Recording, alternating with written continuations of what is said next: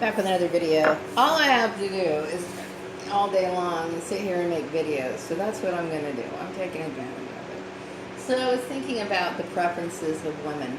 And women have many options in this world. I mean, there's so many different kinds of women. We have those tomboy types. We have the overly feminine types. We have the strong and fierce types. We have all kinds of different women in the world. And, I felt as though I was being singled out because there's a lot of women in this town that I've seen who wear makeup. And some wear makeup in a style and a fashion that, I think is a little bit, I wouldn't say it's work appropriate, but, some people get away with it. I mentioned I went to a convenience store and a lady was kind of decked out. She had different hair color and whatever. So it is a form of sexual harassment, okay? Women have the right to look and present themselves the way that they want to, whatever makes them comfortable in the workplace, okay? So I've never worn anything that I consider to be outlandish. Now, I think there's some things that some of the employers may have had issues with because of my hair, because I'm an African American, okay? I can't get around that, okay? And so I feel very sorry for my fellow African American women because they are being perceived in a way that's not accurate and not fair, okay? We're expected to look presentable in the workplace. Our hair requires different treatments than our white counterparts, and so we are getting accused of things that we have no intentions or it's completely wrong, okay? I explained my issue of my hair, like, on certain days, I touch up the sides of my hair so that my hair doesn't look too frizzy on the sides, whereas the rest of my hair is straightened, especially if it's in the process of growing out. So I have to relax my hair once every 3 months, and just the roots now. I've learned how to take care of it. But still, putting excess amounts of heat on a daily basis creates a lot of problems. If you ever see me out in town, and you look at the very ends of my hair, my ponytail that I wear all the time, you'll notice that my hair has got a lot of split ends and there's a lot of damage. So I have to over moisturize my hair to take care of it. So when I'm going to work, I wear additional hair pieces in the back because I can't keep doing that to my hair. I mean, there's a lot of breakage issues. So when it comes to, and I don't wear braids anymore, okay? And that was one of my favorite styles to wear to get, to give my hair a break, but it was funny because, I kept thinking, well, I'm off from work, maybe I'll get some braids in my hair for a while, but I'm looking for a job, and hopefully I want to get back to work as soon as possible. But I was thinking, there are women in this town that I've worked with, and it's funny that they're not the ones who are being targeted, okay? There are women in this town that have boob jobs, okay? Now, to me, getting a boob job is very, in my mind, that is something, and they have no problem showing you their boob job, okay? And to me, is it seems more sexually suggestive than somebody who's just wearing, regular makeup in a way that is, to me, in good taste. So I'm being singled out, and it's unfair, and it is sexual harassment, okay? We have, some women wear pantyhose, some women don't, okay? Some women, I used to know a lady who insisted on wearing perfume. She thought that was disgusting if you didn't wear perfume. She thought that was the most disgusting thing in the world, that was a part of her regular grooming regimen. And I thought, why? You know what I mean? But that was her preference. That's what she wanted to wear, okay? And that's what she did, I've been wearing makeup since I was 13, and that's how I feel comfortable. I'm more comfortable, wearing makeup because it's been such a big part of my life, for a very long time. And for somebody to even suggest that is absolutely foolish. It's foolish, okay? Especially when you're looking around and you see other people doing it. It's not written in the law. Women have the right to present themselves the way that they want to, period.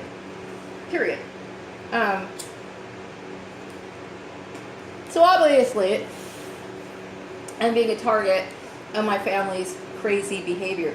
Tanya wears makeup. My oldest sister wears makeup, the full thing. Lisa doesn't wear makeup very much at all. And the thing is that my makeup, there are some women who go to the expensive department stores which, by the way, I'm no longer going to the. I used to get one thing at May Company. Okay, I used to go get my MAC powder, which they've discontinued, so I'm not going there anymore. But my makeup is very inexpensive. You know what I mean? It would be different if I was one of these people who spent a crap load of money on makeup, which I don't. Okay, I wear, very inexpensive, very inexpensive. Some of my, what do you call it, eyeshadows and my lipsticks come from places like Walmart. I've even actually picked up some of the eyeshadows at the dollar store. Okay, as long as they have, long-standing ability and they can blend well, I think that they're acceptable. And I wear makeup to coordinate with my clothes. Okay, some people wear earrings. Okay, and so when people are getting singled out, okay, when they're getting singled out, they're having the finger pointed at them and saying, "Well, you have to da because of this," and they're the only ones who are forced to live that stipulation or being under those stipulations. That's a form of sexual harassment. Period. I think I present myself very well when I go to in job interviews, and there is a difference in my hair. Like, for example, this is very hot weather right now. Okay, so like, I'm wearing a ponytail right now. Okay, I can wear ponytails or whatever in job interviews, and or pin it up in a bun or whatever to make it presentable. But when my hair starts growing out, or my roots of my hair start growing out and they become kinky or frizzy, and I'm in the middle and I can't continually put relaxers on my hair, then that's usually when I start wearing the back of the hair, where the hair is down, those attachments, because it's easier for my hair that way. And so I know a lot of black women get targeted. I know that they do. And I'm hopefully maybe my videos will help them, because they don't understand. White people don't understand our hair issues. They don't get it. They don't understand it, but they put really foolish demands, and they put a lot of demands on us, in the workplace. And I noticed that, and there was a comment that a black person wrote, I think it was an Ebony, maybe Jet. They were saying that that they get picked apart in the workplace more than anyone, because if they come to work in casual clothes, then somehow or another they're getting classified as like the ghetto type, and that they're not acceptable. And if they try to dress professionally, they get picked apart because they feel like they're being overdressed. So it's very difficult to interact with white people because of their ignorance. It really is. And so I think instead of white people asking you questions in the workplace, then if they really are that curious, then they should take that research on their own. You know what I mean? They shouldn't be picked apart because of our hair requirements or our whatever. You know what I mean? And I think it's ridiculous. It really is. So anyway, some women, like, I used to not wear nails. Okay, but my nails, I have problems with my nails. Okay. So like my nails will start growing out and they start splitting everywhere. Okay, so I never was a big fan of acrylic nails, but then I realized my nails always looked chewed up. They always looked bad, so then I decided to get the acrylic nails because I don't like the way my nails look. I don't like the fact that they always look chipped. They're always splitting. I had one nail split on me and a few years ago, and every time my nail grows, my thumbnail, okay, it grows back split, like as if it's permanently like that, and it's very strange. Okay, so I wear nails. Okay, and I see a lot of women in town who get nails done. As a matter of fact, a lot of my coworkers many years ago would say, "Hey, Maria, come on, let's go. We're going to get our nails done." And at the time, I wasn't into the nails. Okay, but then I realized, I don't really see any future or hope in my nails ever getting fixed. So I decided to go ahead and give it a try. And you know what? It works out for me. I like it. So when I think of being picked apart, people trying to tear me down, I feel like I'm being victimized, and I don't appreciate it. I don't appreciate it, and I resent it. My mom, she doesn't wear makeup. The only thing my mother ever wore, she said, was just a little bit of lipstick. Okay, and I don't know. To me, I've seen people do that, but I think it looks a little weird myself, because it's like, that doesn't look balanced. It looks a little odd to me, okay? I think, I've used some of the natural, what I call it, natural shades. White women have a different way of applying their makeup. They have more, like for example, natural shades for lipstick for them would be more like a opal or like a light pink type color. For black women, it's completely different. Our natural shades are going to be completely different than what a white woman's look is going to be. So it's like, you're constantly struggling as an African American to be acceptable in the workplace, and it just gets to be annoying. It really does. It gets to be annoying. I'm very resentful of having to deal with the ignorance of people and their stupid questions. I really am. And so, and their dumb comments. I don't, if like I said, it's up to an individual to research and get their information. It's not for me to answer every question. And I certainly can't, I can't answer every question for every black person, you know what I mean? And I will say that black people have different hair types. Just because I'm black and I was to meet up with another black woman doesn't mean we have the same hair texture. Some of our hair is more curlier than others. Some of it's more tightly, kinky, curly. My natural hair is very tightly curled. Very tightly curled. And that's one of the reasons why I have a lot of breakage and have a lot of struggles as far as, having to take care of my hair. My hair is very, very tightly coiled.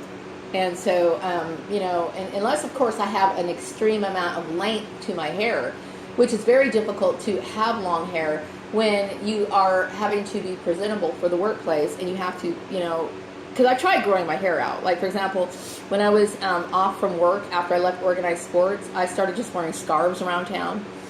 And I was thinking, okay, well, I'm going to go ahead and let my hair grow out. And my hair would grow out successfully if, of course, I never had to put any heat on it. If I didn't have to put heat on it, then it would work out great. But I have to have a job. So that puts a lot of us in compromising positions. You know what I mean? We don't have, we have to look presentable for work.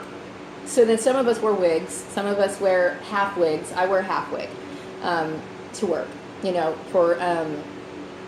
for my, when I wear my hair down. And then because my hair, I think my hair looks kind of ratty, when I'm home or whatever, and I go out on the, out in town going my shopping, I think it looks a little rough, meaning that, it looks kind of jaggedy and kind of, I don't know, it's not as well uniformed as like a ponytail attachment. And then I do wear them, and I'm an African American.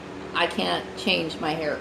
Okay, and it's not for me trying to look glamorous. It's not for me, because believe me, I remember when I was younger, my hair was a lot thicker, okay? I had a very thick head of hair.